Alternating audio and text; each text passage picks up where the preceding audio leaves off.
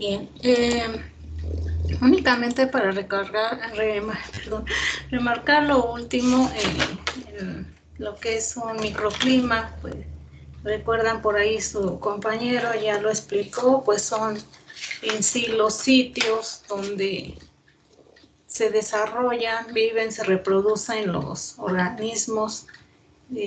Aquí los microclimas pues van a tener condiciones muy localizadas, ¿no? Independientemente de un clima a nivel regional.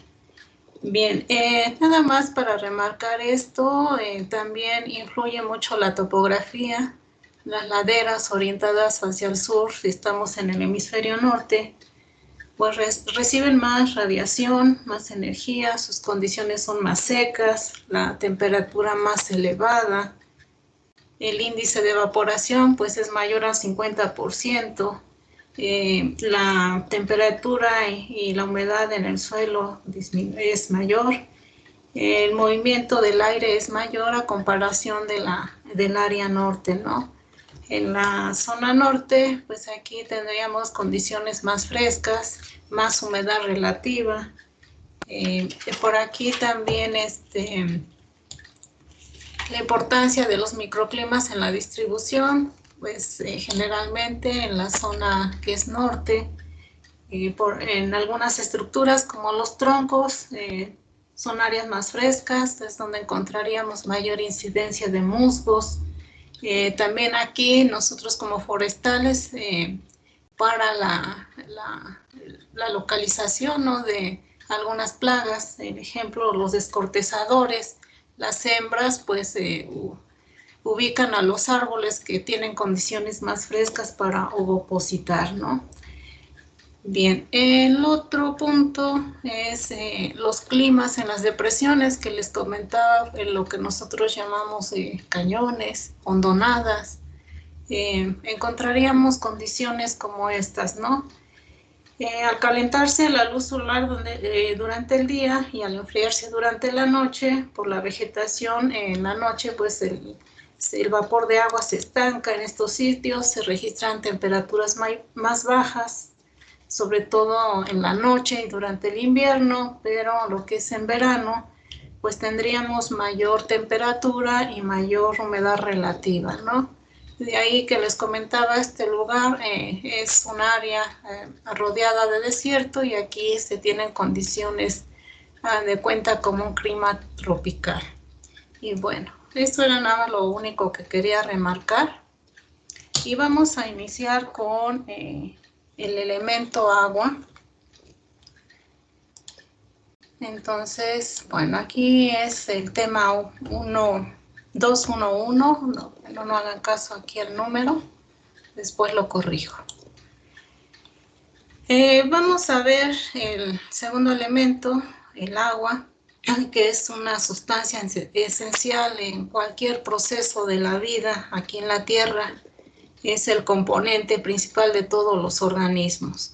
Bien, vamos a ver en este tema el ciclo del agua, donde inicia, cómo termina, las propiedades físicas del agua, cómo influye la luz o qué relación tiene la luz y la profundidad en estos ecosistemas acuáticos, la temperatura, también cómo influye en la distribución y abundancia de organismos en los ecosistemas acuáticos, el agua como solvente, el agua, aquí la relación que existe o cómo se difunde el oxígeno atmosférico en el agua, la acidez, también el cambio de ese pH, también cómo incide en la vida de los organismos, los movimientos del agua en ambientes de agua dulce y marinos, el ciclo de mareas, muy importante, sobre todo en ecosistemas acuáticos, y las zonas de transición. Bien. Primero, el agua, pues ya lo dije, es el elemento para la vida esencial aquí en la Tierra. Entre un 75 y 95% de las células vivas es agua y no existe casi ningún proceso fisiológico en donde el agua sea de vital importancia. Cubre alrededor del 75% de la superficie terrestre como agua salada. Y bien, vamos a ver los ecosistemas acuáticos, donde es el elemento vital en su mayor proporción. Se dividen en dos grandes categorías. Vamos a ver aguas saladas o las marinas, y las aguas dulces, que a su vez se van a dividir en ecosistemas lénticos, aquellos que están en embalses, depósitos que no se mueven, le vamos a llamar lénticos, y lóticos, aquellos ecosistemas que tienen movimiento como ríos y arroyos. Bueno, y estos a su vez se clasifican según la profundidad, la corriente del agua, el sustrato y el tipo de organismos dominantes. El objetivo pues va a ser explorar estas características físicas y químicas del agua, cómo intervienen para definir la naturaleza de los ecosistemas acuáticos y cómo cumplen la función de constricciones, es decir, la función sobre la presión de selección natural en la evolución de los organismos que habitan en estos ecosistemas. Vamos a dar inicio entonces con el ciclo del agua. Le pido por favor a Alan, Barradas y Erika, si pueden iniciar por favor con el tema de ciclo del agua, o ciclo hidrológico, también lo conoceríamos así.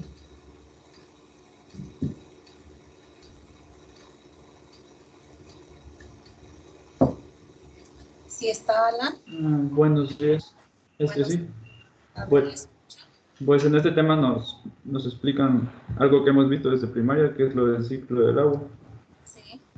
Que nos explica que de los cuerpos de agua, como lagos y mares y todo eso, reciben energía del sol por radiación, como vimos en el tema anterior. Este se evapora, pasa a la atmósfera.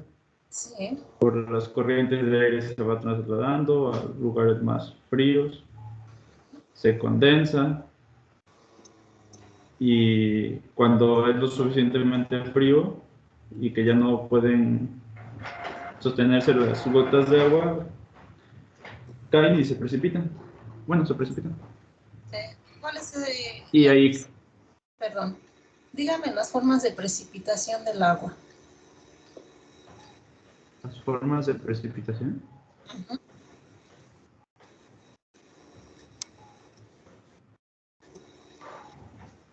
Permítame.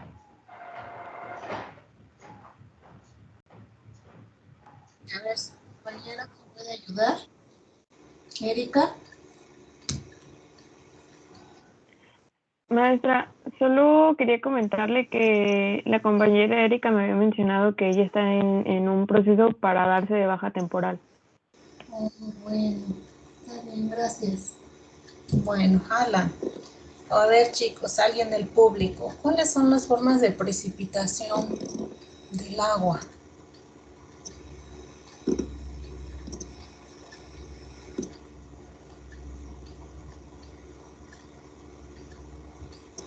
¿Se referiría a la forma de lluvia, de nieve o de granizo? Así es, ajá, muy bien. A ver, dígame, ¿qué pasa en el proceso de precipitación y qué factores influyen? En el proceso de precipitación lo que pasa es que el agua de las nubes se condensa y estas forman gotas. Entonces, caen. Y después, ¿qué más preguntó, profesora? A ver, ¿qué variables influyen en la precipitación? Me imagino que es la humedad en el ambiente, ¿no? Y no sé qué otra, profesora. A ver, por ahí la mascotita después nos lo presenta. Sí, sí, profesora. A ver, la precipitación llega al suelo.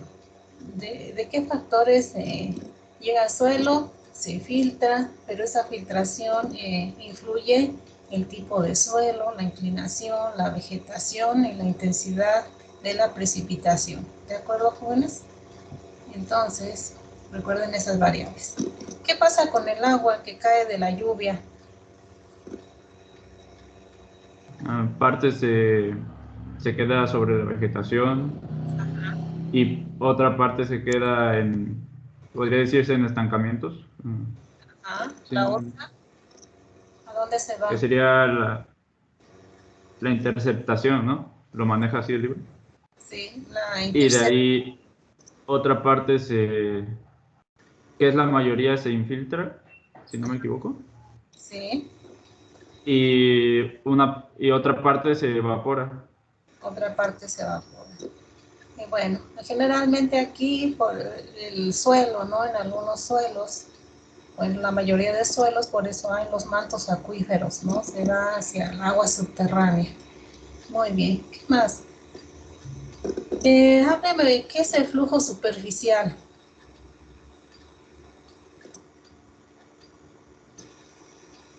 ¿No es esto del transporte del agua por efecto de la gravedad, que se va deslizando a partes más bajas?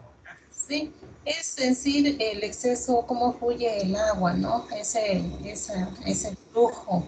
O Se la va lava. escurriendo, va captando nutrientes, minerales, y lo arrastra a cuerpos de agua más grandes que se va encontrando. Muy bien. A ver, dígame qué es la evaporación y la transpiración. La evaporación es este efecto del sol contra los cuerpos de agua y hace que se convierta en vapor de agua. Y la transpiración es el agua que sale de este proceso que hacen las plantas al obtener energía, bueno, al obtener su alimento. Entonces, como tal, es vapor que sale de las plantas. Ujú. Es el agua, ¿no? Que transportan las plantas desde su suelo a la atmósfera, ¿no? Muy bien, por ese intercambio de calor, exactamente. Y la evapotranspiración, por último.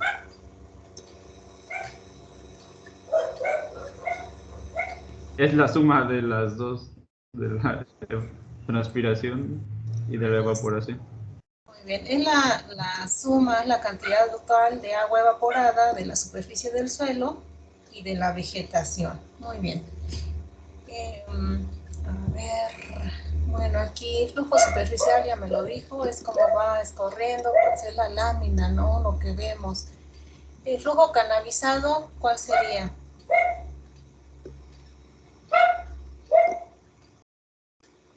Simplemente lo vemos en una lluvia, ¿no? Cuando forma canales, es como va por efecto de la velocidad, cómo se va formando, se va abriendo paso el agua, ¿no? Muy bueno, transpiración y evapotranspiración, ya lo mencionó su compañero. Y vamos a otro punto. Principales reservorios de agua. Aquí, bueno, está en forma resumida para no estar leyendo todo. ¿Puede usted leerlo, por favor? Sí, nos dice que de todo el agua que tenemos, que son sí, 1.500.000 kilómetros cúbicos, Ajá, más del 96% son océanos. sí, aquí lo Ah, encontramos. 2%. el 2% son casquetes polares y glaciares. Ajá, que sería el segundo reservorio. El tercer reservorio. Sería el agua subterránea, que representa el 3%. Ajá, Ah, ese es un dato que la precipitación, no, la evaporación excede la precipitación en unos 40.000 kilómetros cúbicos. ajá. Reservorio atmosférico, 13.000 kilómetros cúbicos. A ver, de los 111.000 kilómetros cúbicos de agua como precipitación, 71.000 kilómetros vuelven a la atmósfera como por transpiración y 40.000 forman las escorrentías, finalmente llegan a las oceanos. Por último, bueno, aquí lo vemos. Luego, el primer reservorio pues es el atmosférico, el segundo reservorio, los casquetes polares, el tercer reservorio, aguas subterráneas, muy importante, que ahí en su mayoría se utilizan para la agricultura, ¿no? ¿Cuál es la importancia de la atmósfera en el ciclo global del agua? Pues es la que se encarga de mover todos estos cuerpos de agua. A ver, en la lectura decía otro dato muy importante, y precisamente es la importancia. Esa importancia en función de qué está.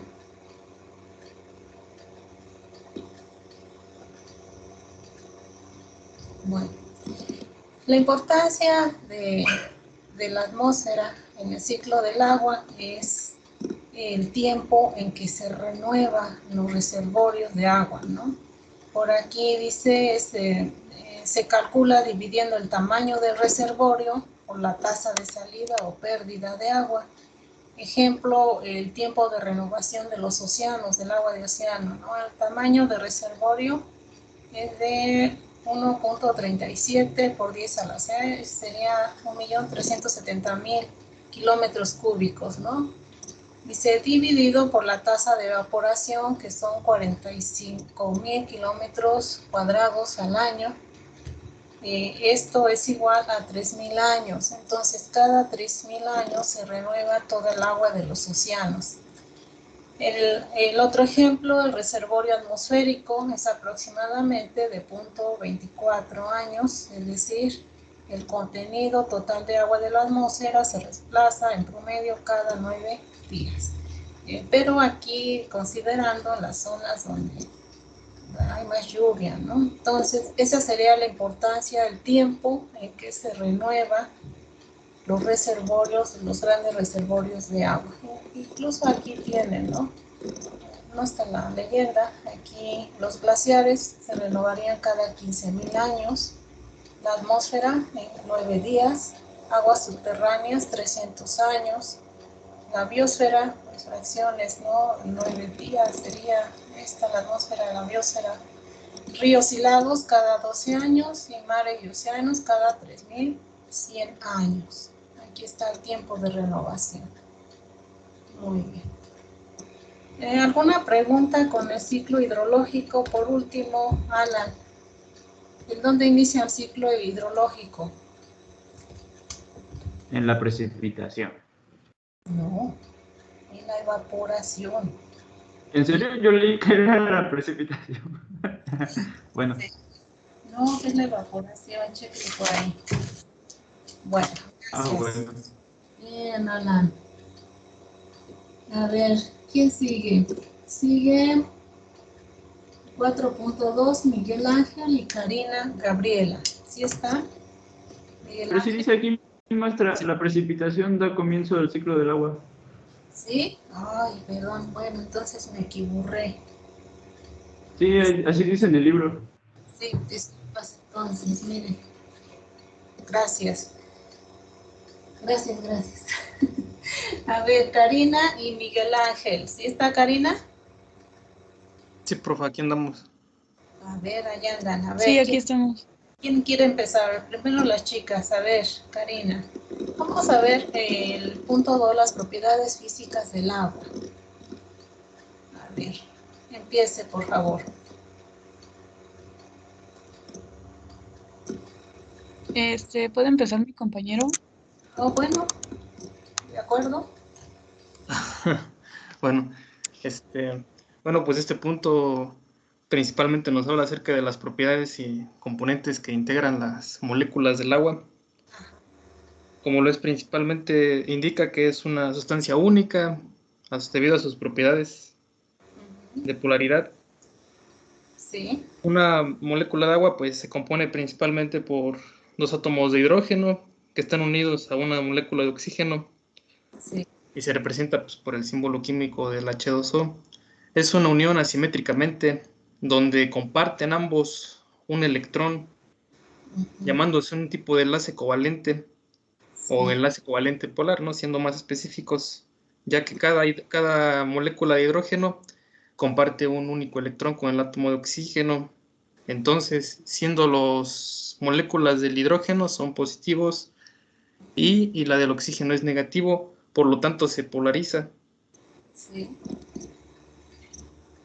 Dando unión cuando se conjuntan en una serie de las moléculas, se unen a través de los puentes de hidrógeno y pues dan como resultado una disposición de red de moléculas como pues bueno, no sé si por ahí se ven una figura Sí, aquí. donde se estructuran, ¿no? Igual las propiedades, hablando desde las moléculas. Y pues bueno, se diferencia incluso en su estado líquido, sólido, gaseoso, principalmente en la composición de sus moléculas. Por ejemplo, cuando es una molécula de agua líquido, pues son las moléculas de agua se separan. Y digamos, cuando está congelada, ¿no? Que está en un estado de congelación, pues los agregados están unidos por diversos puentes de hidrógenos, ¿no? Que igual pues ahí se ve en la estructura. Ahí, cuando está congelada se separan, ¿no? Y cuando está líquida están unidas. Y Sí, cuando están en vapor, pues es más separadas, ¿no? Muy bien. sí, sí, sí. Sí, pues debido, pues, no, de Ajá. acuerdo a eso. Y bueno, pues ya entrando un poco a las propiedades, nos menciona como primero lo que es el alto calor que alcanza el calor específico. Sí. Esto se refiere a la cantidad de calorías que puede aumentar de acuerdo, que aumenta pues a 1 grado Celsius. Por Sí. ejemplo, que ahí menciona mucho que, por ejemplo, se ocupa muy poca energía en el caso del agua para que aumente la temperatura a 1 grado Celsius. Así es. Ajá. Posee un valor de 1 y el resto de las sustancias se le asigna un valor comparándolas con el agua, debido pues a la particularidad del agua, que es tan fácil aumentar la temperatura. Así es. Es por eso que, como por ejemplo en las aguas naturales, como las lagunas o lagos o mares, aumenta pues está más 1 grado centígrado y se reciben mucho cantidad energética y aumenta un poco debido a la propiedad que se ha mencionado. Se calienta lentamente durante la primavera y se enfrían pues como la misma lentitud como hasta otoño. Ajá. Ya, A ver, ahí hay un punto importante. Ese comportamiento de enfriarse lentamente, ¿en qué ayuda?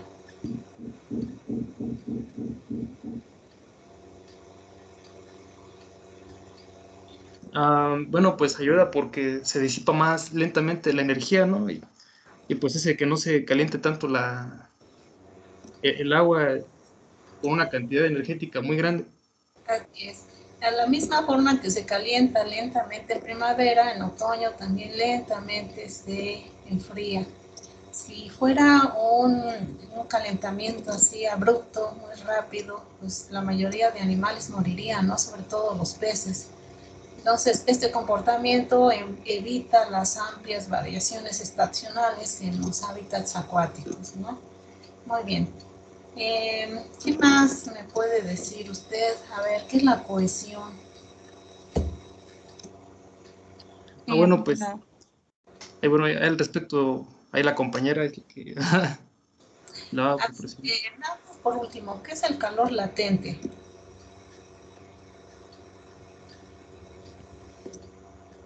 Para terminar con lo de calor específico. Y que ya lo vimos en el tema pasado, ¿recuerdan? Cuando cambian los estados físicos del agua.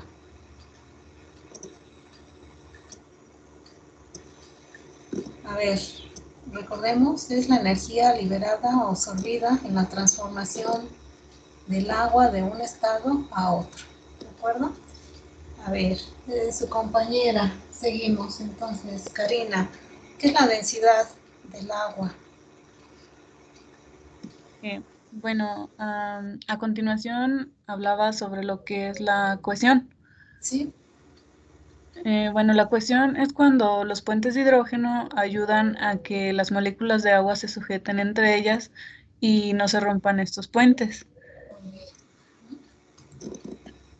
Se menciona que en la superficie del agua la atracción entre moléculas de agua y moléculas de aire es más débil y bajo la superficie las moléculas de agua se atraen fuertemente entre sí. Sí. Bueno, estas moléculas de la superficie son atraídas hacia abajo y la superficie se tensa. Esto viene siendo la tensión superficial. Sí. Gracias a esto, algunos animales pequeños pueden sostenerse en la superficie, como es el caso de estos bichitos que se ven aquí en su pantalla. Patinadores, que les denominan patinadores, arañas. Bueno, sí. Sí, continúe. Sí, aunque, bueno, para otros organismos esto representa una barrera u obstáculo, ya que pueden convertirse en presas fáciles si se quedan atrapados en esta tensión. Así es. El ejemplo son las efémeras o las llamadas moscas de mayo, ¿no? Toda su vida como ninfas, estados larvales, lo pasan debajo del agua y en el estado adulto pues tienen que emerger. Entonces en este proceso, para romper esa tensión superficial, puede ser que el estado adulto no lo rompa y muera, ¿no? ¿Por qué emergen en estado adulto? En estado adulto es cuando se parean y vuelven a opositar adentro del agua, ¿no? Entonces en ese proceso pues puede ser presa fácil, ¿no? Por depredadores, o en ese proceso de romper esa tensión pues queden ahí. Y bueno, y por ahí vemos, por decir, si se han dado cuenta, en las aguas estancadas, los moscos, ¿no? Sus primeros estadios larvales también los pasan en el agua. Y ya como adulto tienen que romper esta tensión superficial. Muy bien. Sí. ¿Qué es la viscosidad? Bueno, esta es otra propiedad que depende de la cohesión Sí. y es una propiedad del material que mide la fuerza necesaria para separar las moléculas y permitir el paso de un objeto a través del líquido. Bueno, esta resistencia de fricción es 100 veces mayor a la del aire y se puede reducir gracias a la forma hidrodinámica del cuerpo de algunos organismos acuáticos. Sí. Aquí el hecho de que el agua tenga una mayor viscosidad que el aire se debe a que la densidad del agua es 860 veces mayor a la del aire. Y a pesar de que la viscosidad puede verse como una restricción para la movilidad de los organismos, también tiene sus beneficios. Sí, así es. Bueno, después menciona lo que es la flotabilidad, que viene siendo cuando un cuerpo se sumerge en el agua y su peso es menor que el de esta. Bien, antes de que continúe por ahí, muy importante la viscosidad, ¿no? Como es la resistencia del agua a fluir. Por ahí hablaba usted de las ventajas que esperaba que comentara de la viscosidad del agua. Pues tiene que ver en esto de las formas que vemos de los peces, ¿no? Esa forma como ovalada, pues es para romper esa fricción del agua, ¿no? Por ahí la forma hidrodinámica, como forma de, ¿qué sería? Polillo. Muchos peces y mamíferos acuáticos pues ayudan a reducir esta fricción, ¿no? Causada por la viscosidad del agua. Y habla de la forma perfecta de hidrodinámica el pez, ¿no? Por ahí de cabeza ancha y ya desde el cuerpo hasta la cola pues más delgado, es el cachalote. Por ahí si ustedes vieron creo que sí, todos lo vimos, las caricaturas de Bob Esponja, la hija de Don Cangrejo, es un cachalote. Ese sería como el ejemplo de la perfecta forma hidrodinámica para romper esa resistencia del agua, ¿no? Bueno, flotabilidad, muy importante. ¿Por qué flotan los peces en el agua y nosotros no flotamos? Bien, eso lo veremos en el siguiente tema. Por ahí, ¿qué es la flotabilidad neutra?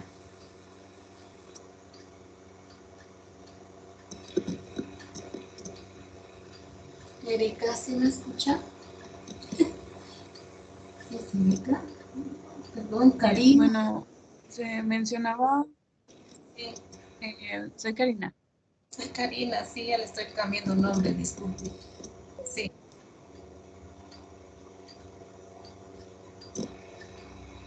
Bueno, aquí se mencionaba que la mayoría de los organismos acuáticos poseen una flotabilidad casi neutra Sí. y gracias a esto pues no necesitan invertir tanto en material estructural como lo que es el esqueleto o la celulosa para poderse mantener frente a la fuerza de gravedad. En cambio, los organismos terrestres, pues nosotros sí, porque pues necesitamos ejercer una presión mayor para podernos mantener de pie. Sí.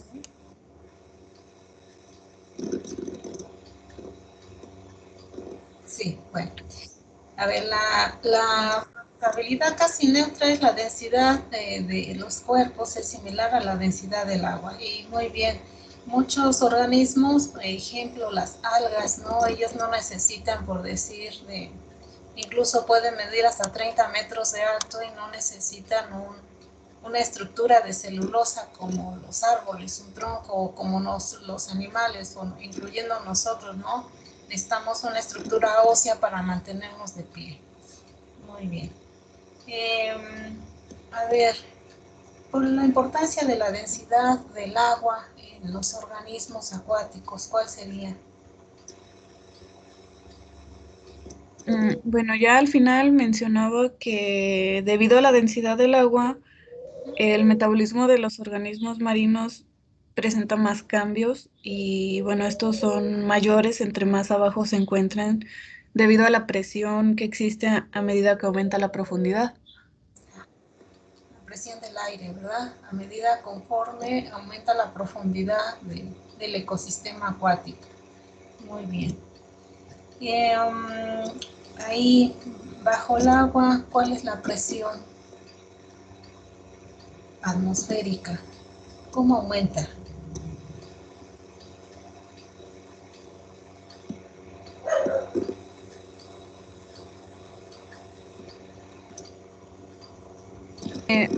Aumenta una atmósfera por cada 10 metros de profundidad. Así es. Entonces la relación es una atmósfera por cada 10 metros de profundidad. Por aquí también, a ver, la superficie es un gramo. A ver, una atmósfera va a ser igual a 1 gramo por centímetro cuadrado. ¿Sí? Aumenta entonces 1 gramo por centímetro cuadrado cada 10 metros de profundidad. Y bueno, y ya como último, dice, el fondo del océano presenta variaciones que oscilan entre 100 atmósferas, de 100 metros a 10.000 metros, es decir, varía la presión desde 20 hasta 1000 atmósferas. De hecho, por ahí es importante para el buceo, ¿no? ¿Cuánta presión resiste o cuántas atmósferas resisten bajo el agua? Creo que ahí termina.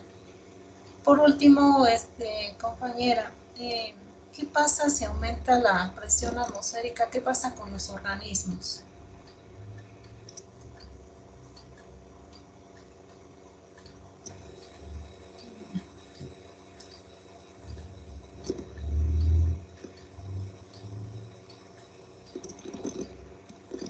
Bueno, por ahí tiene que ver, ¿no? Por decir, Pues se ven afectadas las membranas biológicas. así es, se ven afectadas membranas biológicas, ¿no? Por decir en los pulmones, en los buzos, ¿no? Si descienden a mucha profundidad, los primeros que se contraen son los pulmones, ¿no? Entonces afecta membranas biológicas. Bien, gracias, Karina. Gracias. Marco Antonio, ¿sí se encuentra? A ver, le escucho, Marco Antonio. Adelante. Un cortito su tema. Sí, si se acercara un poquito más al micrófono. Así mejor. Así. Bueno, pues a mí me tocó tener el tema de la temperatura varía según la profundidad del agua. Eh, y más que nada nos dice que las temperaturas superficiales pues reflejan lo que es la radiación entrante o absorbida y la saliente o emitida. Sí. Aquí nos explica que la reducción exponencial de la radiación solar bueno, dependiendo de cómo sea el caso de la profundidad del agua, pues nos va a causar correspondiente disminución de la temperatura del agua. Sí. Nos indica que existe una región del perfil que es de una manera vertical, donde pues se produce una disminución de temperatura muy rápida y a la cual se le denomina termodina. Eh, termodina, ajá. Y en esta profundidad, la termodina pues nos dice que va a depender de cómo sea la entrada de la radiación solar y de la temperatura, dependiendo en la cual tenga la superficie del agua. Nos dice, bueno, pues aquí nos dice que baja la temperatura continua, de una manera continua y lenta.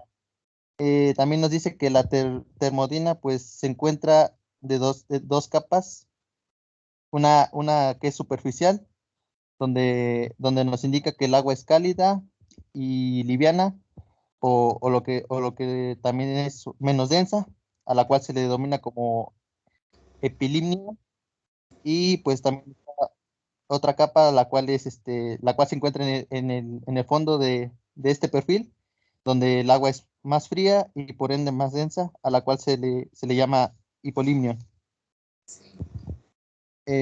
También nos explica que las diferentes variaciones estacionales en lo que es la llegada de la radiación solar en la superficie del agua, pues nos provoca lo que son cambios de temperatura en los medios acuáticos.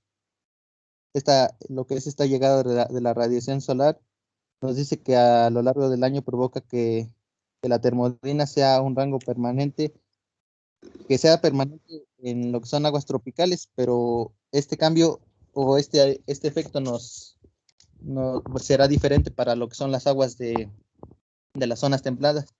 Aquí es un poco más extensivo lo que pasa en estas zonas, porque pues nos indica que durante los meses de verano existen cambios.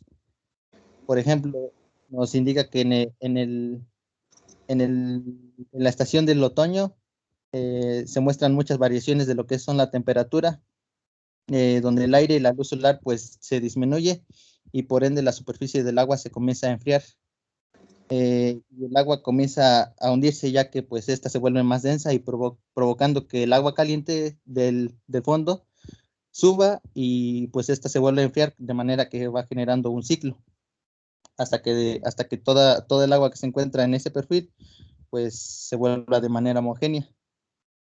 A este proceso pues se le llama renovación otoñal y pues este proceso es muy importante en los nutrientes de los ecosistemas de aguas abiertas. Luego nos dice que cuando llega el invierno, pues estas temperaturas del agua bajan y el agua de la superficie pues se vuelve más liviana por encima y por debajo de los 4 centígrados, o sea que pudiéndose llegar a congelar.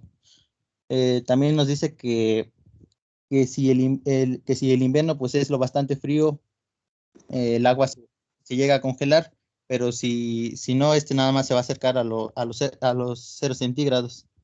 Y pues en el fondo del perfil será el único lugar donde el agua sea más cálida, porque en la superficie pues va a estar o muy fría o congelada. Sí.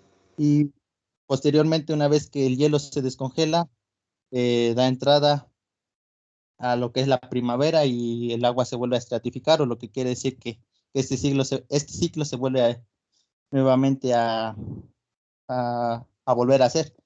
Y también pues el libro nos indica que esto no pasa en todos los lugares. Hay diferentes lugares que tienen diferentes cambios donde estos ciclos son más cortos o donde de una manera no se presentan tanto. También nos indica que en cuestión de masas de agua corriente, o sea, los que son los arroyos o ríos, la temperatura es más variable. Nos indica que para los arroyos que son pequeños y con poca profundidad, pues estos se ven más influenciados por la temperatura del aire. Lo que pues dice que estos se calientan o se enfrían con las estaciones, pero rara vez pues sus temperaturas llegan a congelarse o llegan a bajar hasta los 0 grados centígrados. Y para los arroyos que son más grandes, donde pues las superficies son son más expuestas a la luz solar, pues estos serán más cálidos que aquellos que tienen sombra por los árboles, arbustos o hierbas. Bien, gracias. Faltó nada más esto. A ver, ¿cómo cuando la luz solar llega a la superficie del agua, una determinada, lo menciona usted, cantidad se refleja nuevamente a la atmósfera? Pero ¿cómo es ese proceso de absorción de la luz? ¿Cómo absorbe el agua la luz? ¿No? Por aquí, primero, una parte de la luz atraviesa la superficie del agua, partículas muertas como vivas interceptan esta luz, la absorben o la dispersan, ¿no? El agua absorbe la luz, una agua completamente limpia y clara, solo alrededor del 40% de la radiación solar de onda corta, recuerden ahí de hasta los 740, de 400 a 740 nanómetros, alcanzaría la profundidad de 1 metro, ¿no? El agua absorbe algunas longitudes de onda más que otras. Las primeras que absorbe serían la radiación de luz roja o infrarroja, que son las mayores a 740 nanómetros. Y aquí lo vemos, ¿no? Esta llegaría hasta los 10 metros. Después, en aguas limpias, la luz amarilla, aquí lo tenemos, desaparece, seguida de la luz verde, luego la luz violeta. Dice, y solamente una parte de la longitud de onda de la color azul, pues llegaría hasta el agua más profunda. De hecho, miren, hasta los 20 metros todavía se percibiría esto, ¿no? La longitud de onda azul. Entonces, en el agua de mar más limpia, solo alrededor del 10% de la luz azul llega a más de 100 metros de profundidad. Y bueno, importancia. Tiene importancia la cantidad y calidad de luz que llega a los ambientes acuáticos, ¿no? Es importante porque influye en esto, en la distribución de los individuos o organismos acuáticos y también en la profundidad sobre el perfil vertical de un ecosistema. Y bueno, aquí a manera de diagrama podremos ver en los primeros metros del 1 al 10, es donde encontramos, por decir, las áreas de arrecife, ¿no? Encontramos aquí el fitoplancton, el zooplancton, en los primeros, ¿no? Donde tenemos más luz. Bueno, y depende entonces de la estratificación de la luz, también dependerá de la estratificación de la temperatura y la distribución de los organismos, ¿no? Perdón, a la falta de luz en la profundidad del océano, entre los 200 y los 1000 metros, los organismos pues han desarrollado algunas estrategias de adaptación para sobrevivir, ¿no? Primero, la coloración, hay desde los colores gris, plateado e incluso colores blancos o no poseen pigmentación. Otras adaptaciones por los ojos muy grandes, como los peces abisales, esto para mayor captación de luz, y algunos presentan estructuras con bioluminiscencia. En ejemplo, ¿no? Si vieron la caricatura del Nemo, por ahí los peces abisales, ¿no? Mucha caricatura. Bueno, creo que, fíjense que se pasó al tema 4.4, era el 3 nada más, ¿no? Pero Jesús Martín, ¿verdad? Fue usted. Marco Antonio, le tocaba el 4. A ver, ¿participó quién, perdón? ¿Marco Antonio o Jesús Martín? Disculpe.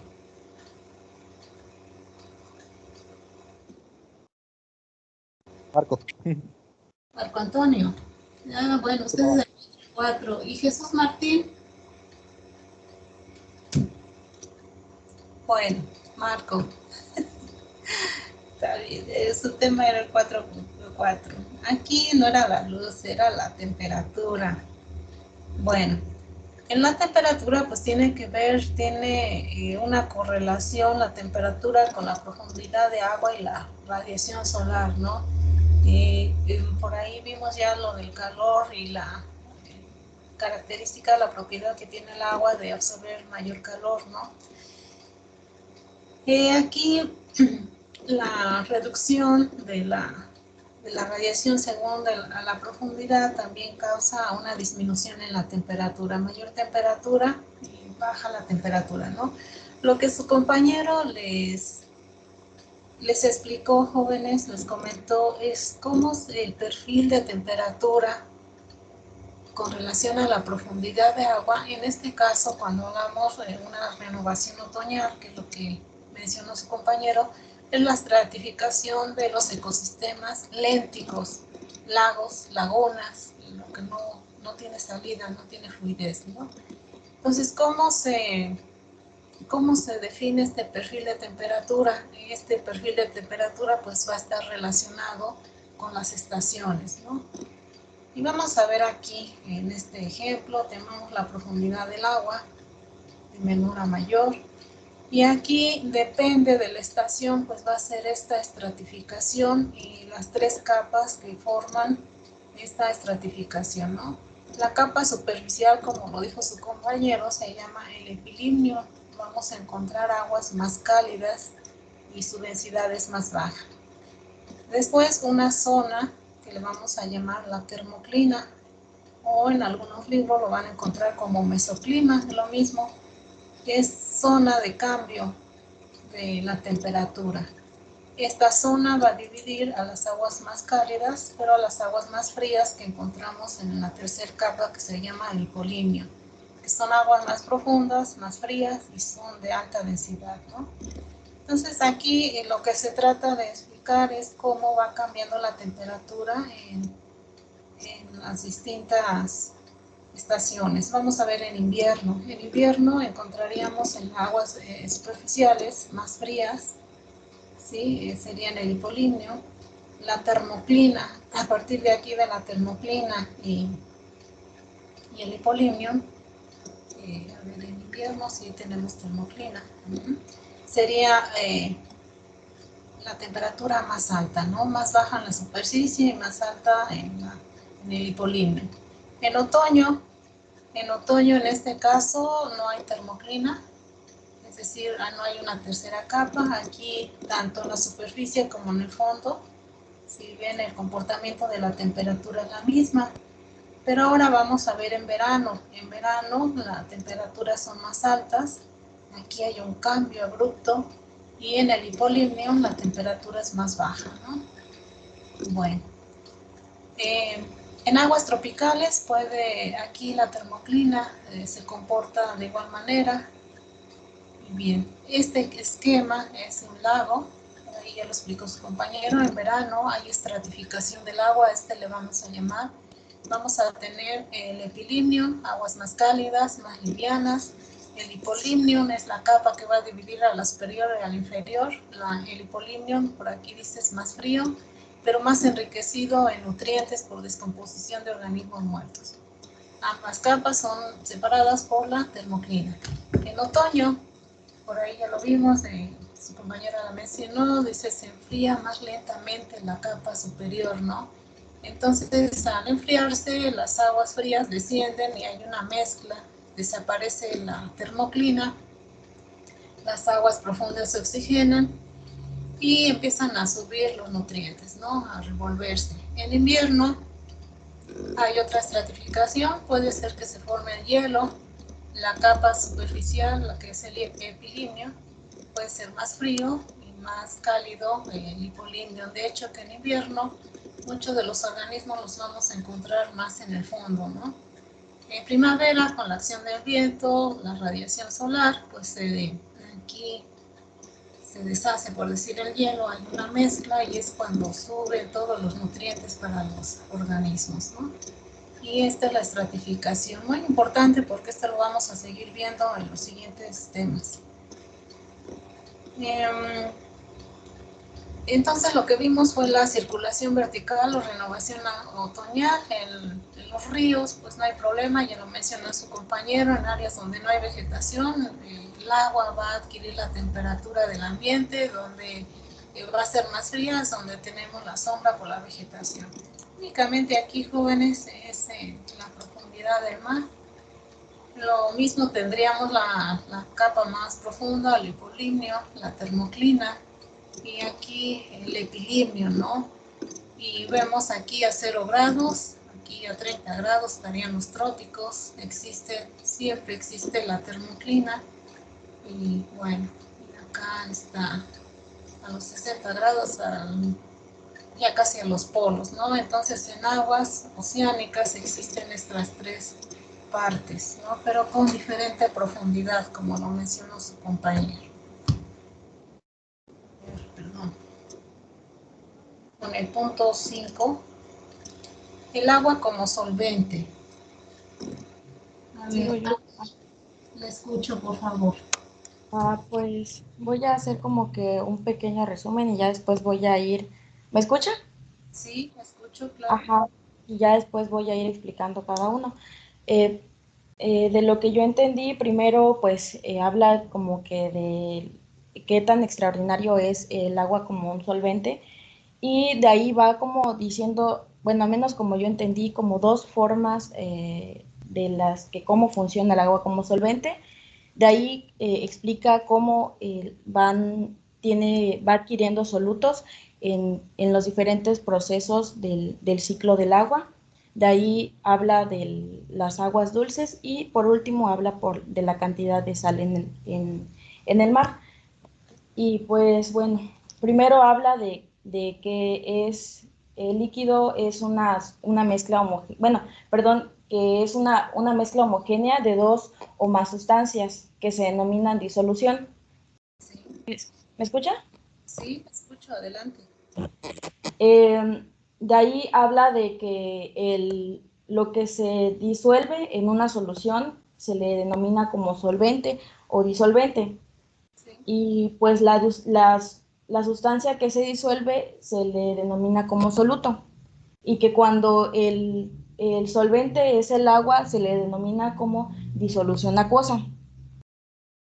El agua, pues ya es lo que les estaba comentando, que el agua lo explican como, o más bien que sí es un solvente extraordinario porque no tiene la capacidad que otros líquidos no tienen de disolver pues ciertas sustancias. Eh, y pues también menciona que se convierte en una sustancia pues biológicamente crucial. Se trata de un líquido en el que las moléculas y los nutrientes de desecho pueden disolverse y transportarse. Ayuda a regular la temperatura, reserva el equilibrio químico en las células vivas. Y ya de ahí pues sigue lo que yo interpreté como que por qué funciona el agua como un solvente y habla de uno de los ejemplos me parece que del 4.2, donde dice que la capacidad del agua de funcionar como solvente se debe en gran medida al enlace, que sí que era creo que el 4.2. Resulta del enlace asimétrico del átomo hidrógeno con los átomos oxígeno. Un lado de cada molécula de agua tiene una carga positiva permanente y otra carga negativa permanente. Esta situación se le denomina dipolo, polos con cargas opuestas. Dado que las cargas opuestas se atraen, además de atraerse fuertemente entre sí, las moléculas atraen otras moléculas con carga. De ahí, pues, habla de las propiedades del agua. Las propiedades con solvente del agua son en la causa la mayoría de los minerales y elementos y compuestos inorgánicos, que a causa de estas, pues de los compuestos que se encuentran en el agua, es lo que hace que igual el agua se convierta en un solvente, pues, mejor que otros. Bueno, de ahí comienza cuando habla de que el agua se condensa en las nubes y que es casi pura, pero que hay gases en la atmósfera que están disueltos. Cuando el agua cae a la superficie, cuando se precipita, adquiere otras sustancias adicionales que son las partículas o polvo suspendido en la atmósfera. De ahí, cuando el agua cae a la tierra y se filtra, obtiene otros solutos más que están en el suelo y pues el agua va adquiriendo esos solutos. En las aguas superficiales, en los arroyos y ríos, recogen solutos de las sustancias donde el agua fluye. Es decir, que si tiene ciertos elementos, el agua va a adquirir esos elementos. De ahí, pues, dice, las concentraciones relativas de minerales en estas aguas reflejan los sustratos sobre las que fluyen, es lo que estaba comentando. De ahí habla de las aguas dulces, que estas aguas dulces presentan una concentración de soluto más altas que en otros cuerpos de agua. Y habla que, esa parte tuve que investigar que era un alambique porque pues no había entendido, pero pues dice que los océanos funcionan como un gran alambique. Y, ¿sí? Ajá, y que el flujo del agua en los océanos es constante, pero que el incremento de los solutos, de los solutos no es constante, y que estos solutos pueden, pues sí no pueden continuar en aumento, y que estos solutos van a depender de, pues, cómo vayan funcionando, cómo vayan a través del tiempo. Porque pueden concentrarse y... sí, dice, la concentración de solutos, sin embargo, no puede continuar en aumento indefinidamente. Cuando la concentración de determinados elementos es el límite fijo para la máxima solubilidad de los compuestos que forman gramos por litro, los excesos precipitan y se depositan como sedimentos. Sí, o sea, por ejemplo, hablaba del calcio en este ejemplo, que su peso es mayor, entonces hacía que se comenzara a precipitar y formara como rocas calizas. Y de ahí, por último, habla del cloruro de sodio, que forma, pues, que estos dos elementos, el cloro y el sodio, forman, pertenecen al 86% de la sal marina, y de ahí el azufre, el magnesio, el potasio y el calcio, que ya juntos componen el 99%. Sal marina. Sí, y la salinidad se expresa como unidades salinas funcionales. Así es. Me parece que es todo. Es todo, muy bien. Únicamente complementando, la sal marina pues tiene sodio, potasio, magnesio, calcio, estroncio, cationes serían ellos, anionos como el cloro, el bromo, el flúor, el azufre, bicarbonato y ácido bórico, ¿no? Y muy bien. Por aquí la salinidad en el mar abierto es constante, en promedio de 35 unidades funcionales. En el agua dulce varía entre 0.065 y 0.30 unidades funcionales. Y por aquí dice, a lo largo de la escala del tiempo geológico, la salinidad del mar pues ha ido aumentando, ¿no? Y muy importante aquí, pues todo los arroyos, ¿no? Todo el sustrato donde corren, o sea, la roca donde corre, pues va a dar al mar, ¿no? Por ahí arroyos que fluyen sobre rocas calizas que están formadas por carbonato de calcio, pues tienen altas concentraciones de calcio y bicarbonato, que por aquí su compañero lo dijo, cuando están en exceso, pues tienden a precipitarse los sedimentos marinos, ¿no? Y mucho de ese calcio, pues lo utilizan las estructuras de los corales, ¿no? Algunos animales para sus conchas. Sí, para las conchas. Muy bien. Gracias, compañera. Anaí, gracias. A ver, Lisette, por favor, Lisette y Eric, 4.6.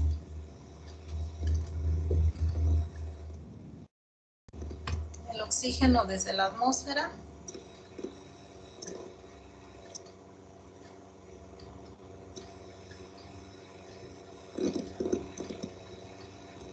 ¿Sí se encuentra, compañeros? ¿No? Última llamada. Lisette Cuellar y Cruz Segundo Eric. ¿Se encuentra? Bueno, no están. Maestra, ¿Sí?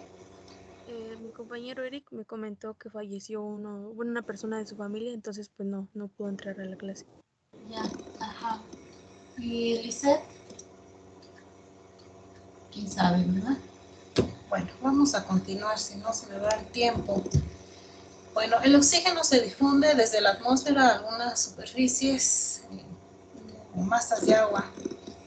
Por aquí, la superficie de una masa de agua define el límite con la atmósfera, ¿no? Es la capa superficial. Los gases se difunden por un proceso que le vamos a llamar la difusión. Recuerdan ahí, la difusión es la tendencia general de las moléculas de moverse de una región de alta concentración, que sería la atmósfera, a una de baja concentración, que en este caso sería el agua.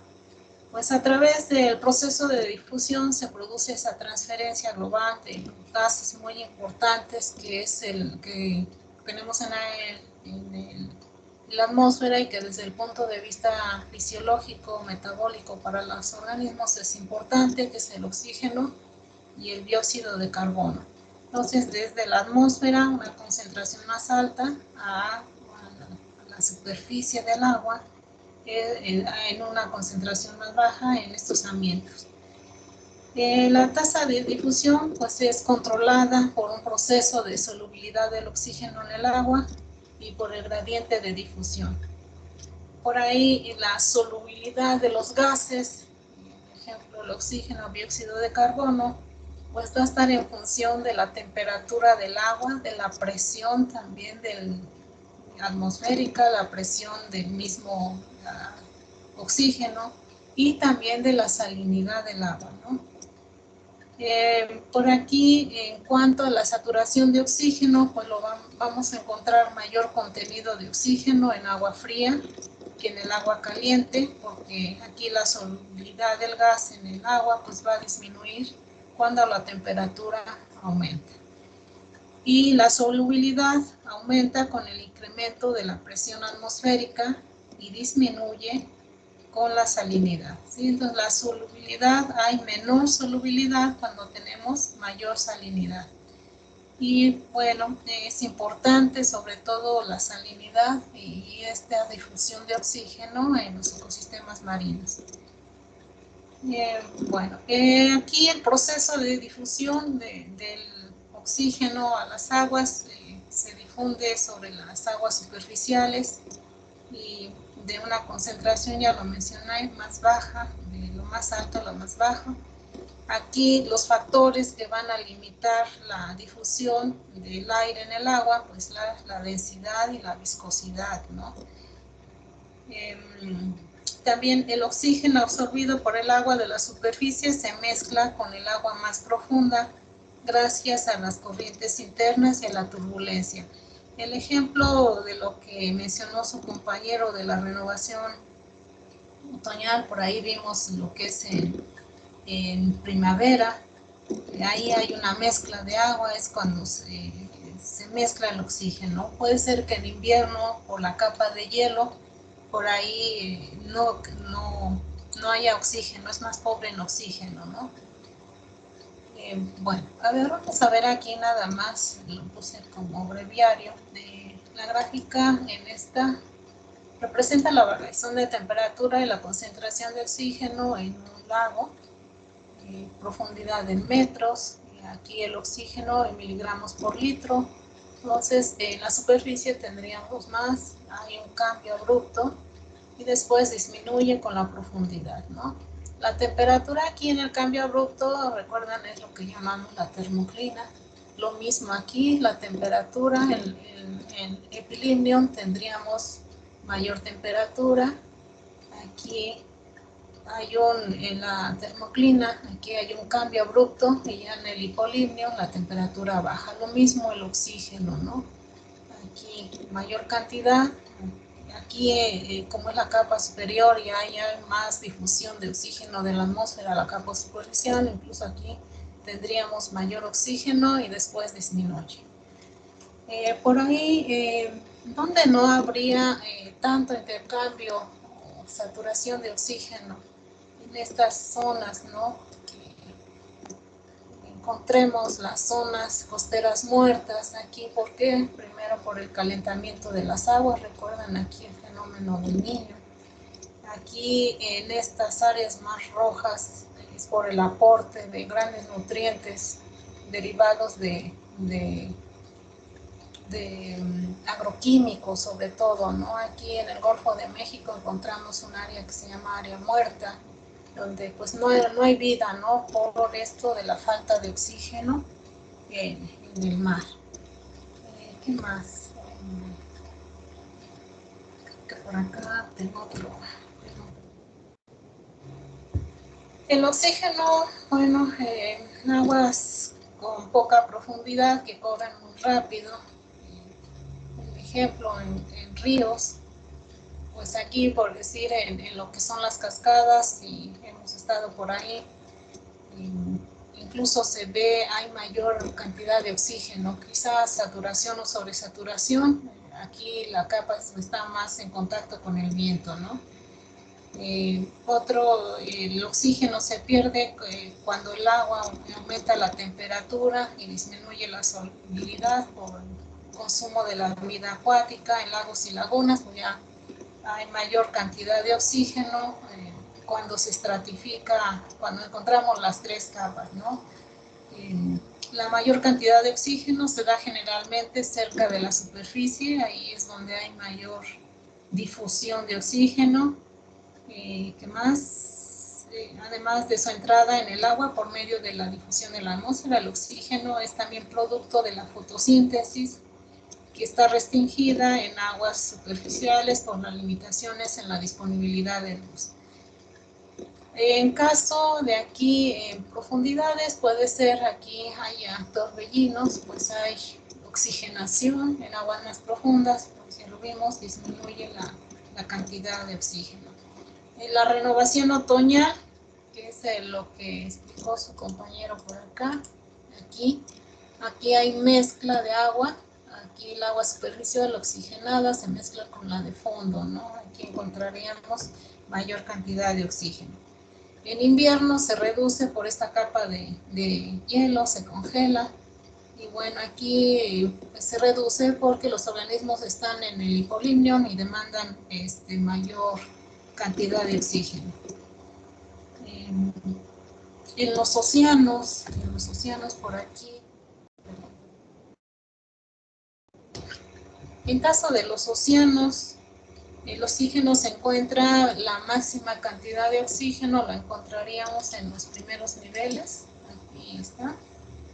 Entre los 10 y 20 metros superiores es donde vamos a encontrar mayor cantidad de oxígeno y es donde se lleva la mayor actividad fotosintética.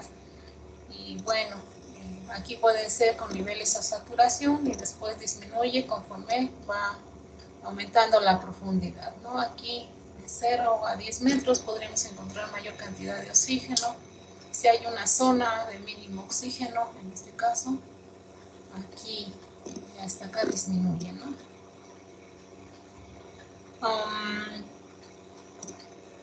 En las aguas abiertas del océano, las concentraciones alcanzan un valor mínimo en algún punto entre los 500 y 1000 metros, y esta zona se le va a llamar la zona de contenido mínimo de oxígeno. Bueno, ya hablé en caso de lagos y lagunas, pues aquí va a depender de la estación, de la radiación, el movimiento también de las aguas superficiales. Y bueno, el ejemplo que presenta aquí el libro es la estratificación del oxígeno en este lago. Disculpen, no sé pronunciar inglés, en New Hampshire. Esto es en Estados Unidos, por aquí está ya colindando con Canadá, por aquí lo vemos. La renovación otoñal tardía Da como resultado una temperatura constante y una distribución de oxígeno homogénea en la cuenca de este lago. En verano hay una pronunciada estratificación, aquí lo vemos. Vamos a ver la temperatura, la profundidad y acá el oxígeno. Temperatura en verano tendríamos 20 grados, a los 6 metros hay un cambio abrupto en el hipolimnio, pues disminuye. En otoño, donde no hay estratificación, pues aquí es toda la temperatura en los 3 niveles. En el epilimnio, la termoclina y el hipolimnio es la misma. En invierno, la capa superficial, en el epilimnio, pues tendríamos bajas temperaturas y ya después ahí no hay termoclina, desaparece, pero la temperatura es constante. Ahora, ¿qué pasa con el oxígeno? En verano, aquí tendríamos oxígeno. Recuerden, hay una relación, si tenemos aguas cálidas, hay menor cantidad de oxígeno. Esta sería como el epilimnio. Y acá después en el hipolimnio hay menos cantidad de oxígeno, ¿no?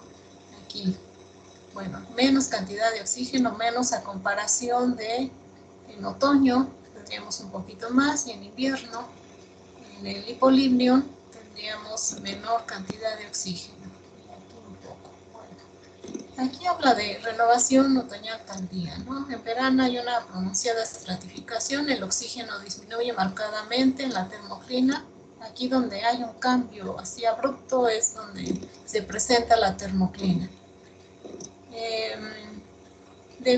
Aquí les comentaba, debido sobre todo en otoño, en lo que es el invierno, ¿no? La parte más profunda del hipolimnio, ahí se consume más rápido el oxígeno por los organismos descomponedores y también los que viven ahí. El oxígeno también se estratifica, pero en agua profunda existe una baja concentración. Y bueno, importante el oxígeno, pues sin el oxígeno, pues, los organismos no sobrevivirían, incluso nosotros, ¿no?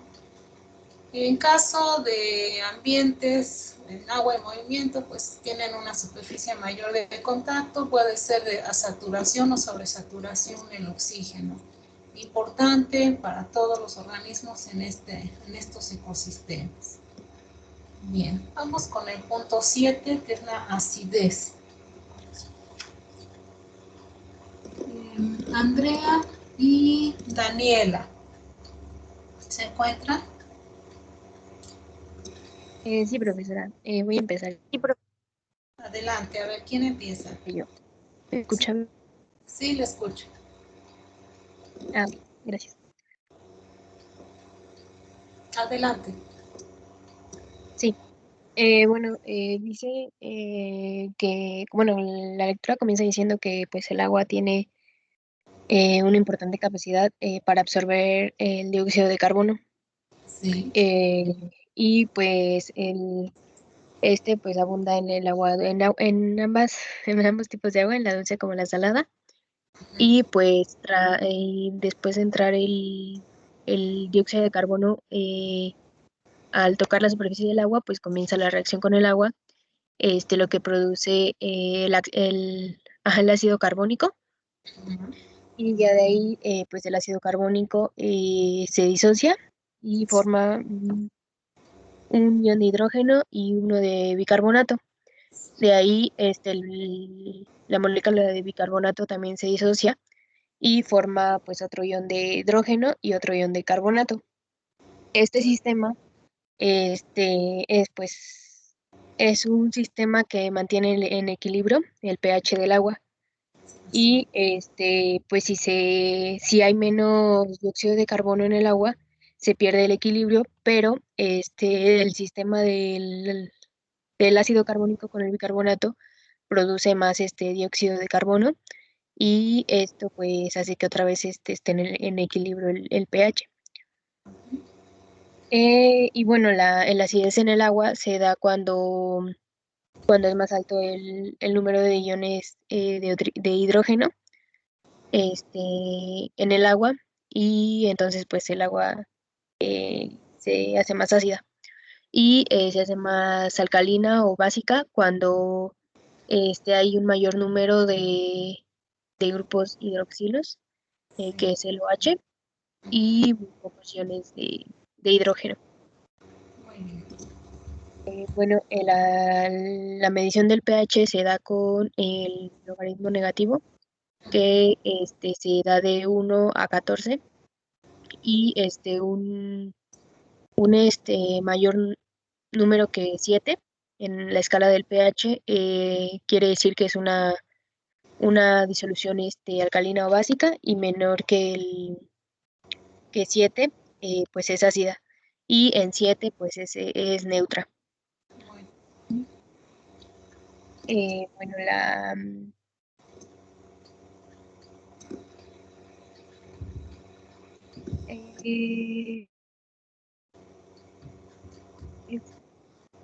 bueno, también digamos que las aguas de cuencas o ríos, gracias a lo que contienen las piedras y los suelos de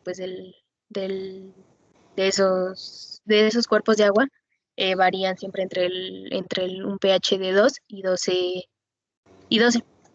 Pero pues, ¿mande? Sí, le escucho, es correcto, de 2 y 12. Y también las cuencas, me parece que tienen un pH alto, pues que son básicos.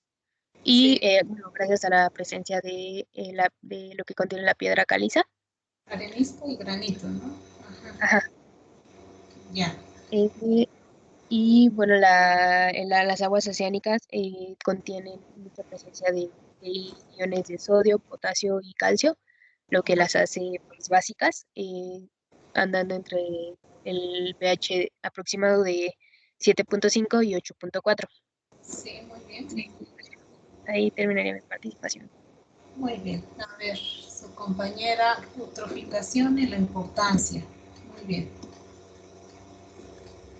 A ver, ¿usted fue? ¿Andrea? Sí, profesora. Muy bien. A ver, Daniela. Sí, bueno, yo para complementar lo que ya dijo mi compañera, el pH es muy importante dentro de los ecosistemas, pues como decía, gracias a ello se mantienen en equilibrio, y cuando se rompe el equilibrio, bueno, empieza a haber problemas con las especies. Por ejemplo, cuando el pH se altera en presencia de otros elementos como el aluminio, este tiene mayor concentración y bueno, se puede volver tóxico para algunas especies. Y bueno, el pH también lo definen, como decía, algunos materiales. En este caso, el ejemplo que se da eran de las piedras. Con el granito y la arenisca, el pH tendía a bajar, bueno, a disminuir, y con la piedra caliza aumentaba. Y bueno, pues en resumen, el pH es el que definirá los ecosistemas, en este caso el ecosistema acuático. Bien, ¿hasta ahí? A ver, ¿qué pasa con el aluminio? ¿Cuándo es insoluble? ¿Y cuándo es soluble?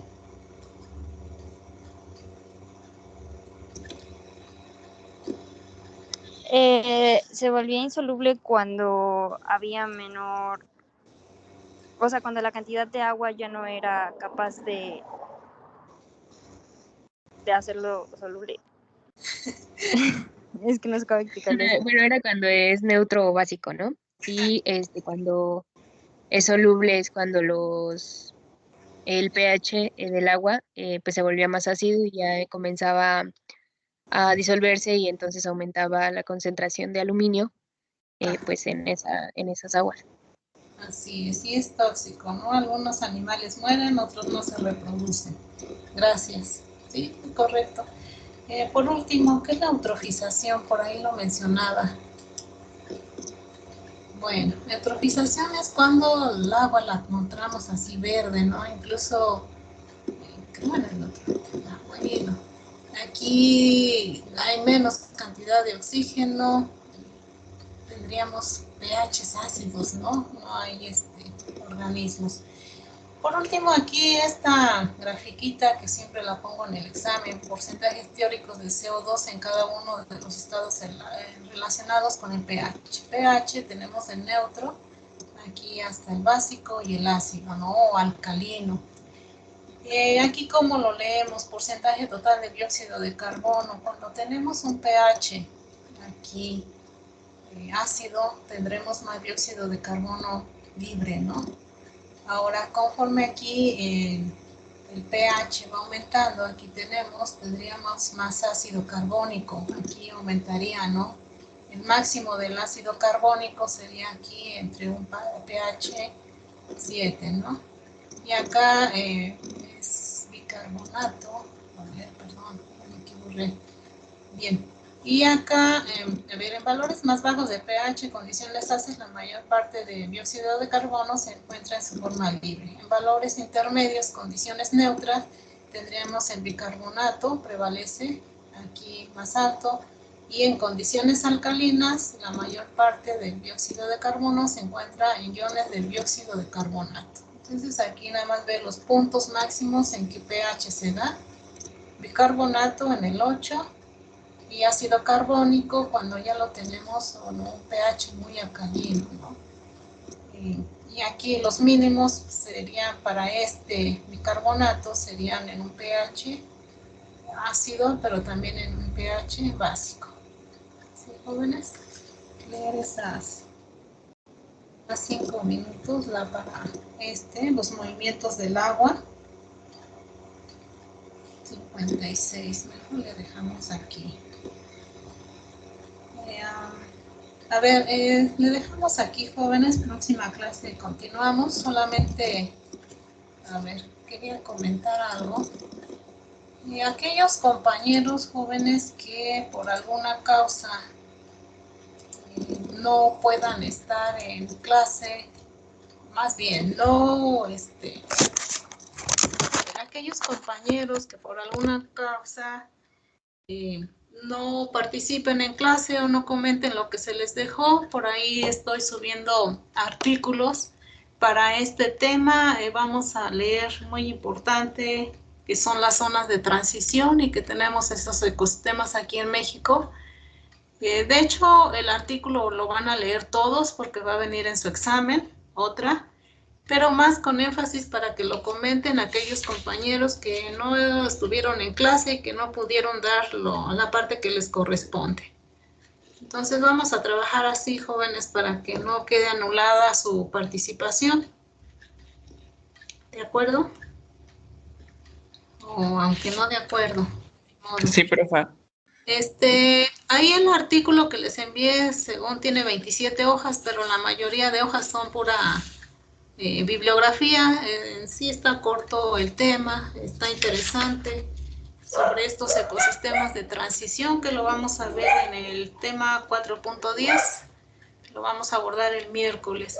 Y por favor, preparen el siguiente tema, el quinto 2, le tocaría el tema el 5, vamos a abordar los 5 primeros puntos, por favor, del ecosistema, de lo que son los ecosistemas terrestres. El siguiente punto. Tema. ¿De acuerdo? Y pues nada más, jóvenes, nos vemos. Nada más permítanme detener la grabación y nos vemos el próximo miércoles.